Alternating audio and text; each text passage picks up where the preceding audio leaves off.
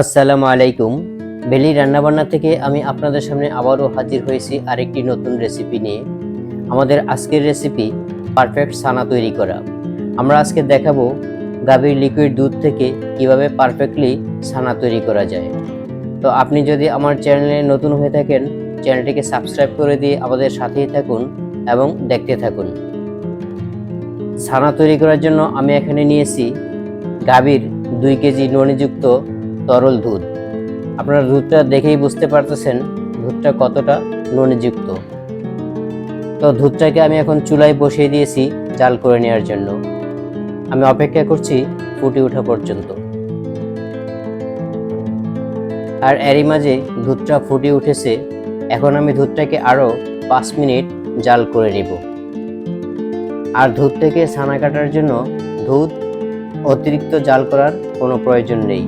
মাত্র 5 মিনিট জাল করে নিলেই দুধ থেকে পারফেক্টলি ছানা কাটা যাবে। এখন দুধটা পুরোপুরি জাল হয়ে গেছে, ছানা কাটার জন্য পারফেক্টলি দুধটা তৈরি হয়ে গেছে।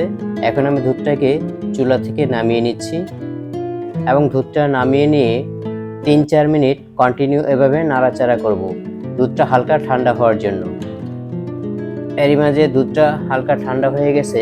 এখন আমি ছানা কাটার জন্য একটা মিশ্রণ তৈরি করে নিচ্ছি। আর তার জন্য নিয়ে নিচ্ছি 1/4 কাপ ভিনেগার। আর সেই কাপেই নিয়ে নিচ্ছি সমপরিমাণ আরও 2 কাপ পানি।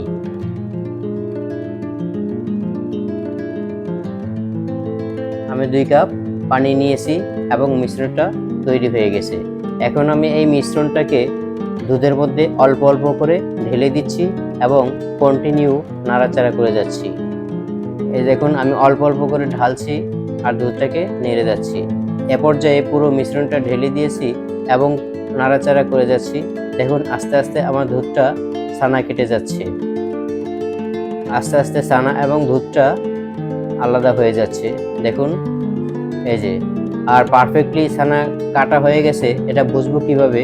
যখন দেখব যে পানির রংটা হালকা সবুজ হয়ে গেছে তখনই বুঝতে হবে দুধটা পুরোপুরি ছানা কাটা হয়ে গেছে। এখন আমার ছানাটা রেডি হয়ে গেছে। এখন ছানাটাকে একটা ফিল্টারের সাহায্যে ছেঁকে নিতে হবে। আর তার জন্য আমি একটা স্ট্যানারে একটা নেট কাপড় ছড়িয়ে দিয়েছি এবং তার মধ্যে ছানাটাকে ঢেলে দিচ্ছি। এই যে দেখুন আমি ছানাটা ঢেলে দিয়েছি। দেখুন কত পারফেক্টলি সুন্দর একটা ছানা তৈরি হয়েছে, খুবই স্মুথ ছানা তৈরি হয়েছে। এখন এই ছানাটাকে ভালোভাবে ধুয়ে নিতে হবে যেন ভিনেগারের গন্ধটা বা টকটক ভাবটা লেগে না থাকে। সেই জন্য আমি একটা স্ট্যানার দিয়ে একটা বোলের মধ্যে পানি নিয়েছি এবং ছানাটাকে আলতো হাতে ভালোভাবে ধুয়ে নিয়েছি যেন ছানার টকটক ভাবটা পুরোপুরি চলে যায়।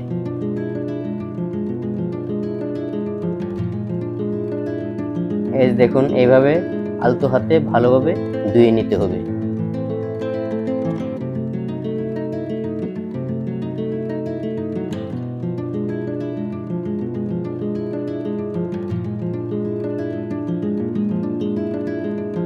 ছানাটা ধোয়া হয়ে গেছে।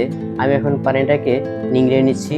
তবে শক্ত চাপ দেওয়া যাবে না, হালকা চাপে পানিটাকে নিংড়ে নিতে হবে। এই দেখুন আমি হালকা হালকা চেপে চেপে পানিটাকে নিংড়ে নিচ্ছি।